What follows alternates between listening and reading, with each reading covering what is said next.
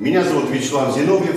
Мы находимся в городе Геленджик, в поселке Дивноморск.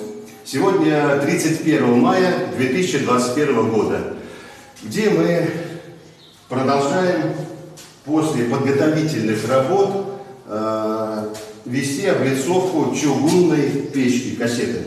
То есть в нашей мастерской мы подготовили мраморную облицовку, стенки вертикальные сделаны были нами из доломита, пятисторонние отработки, мраморные полочки у нас все горизонтальные будут выкладываться.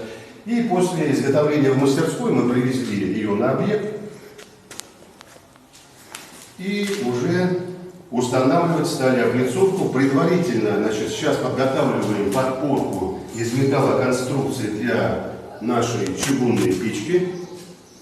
И следующим уже фрагментом вы увидите установленную кассету на своем месте. Спасибо.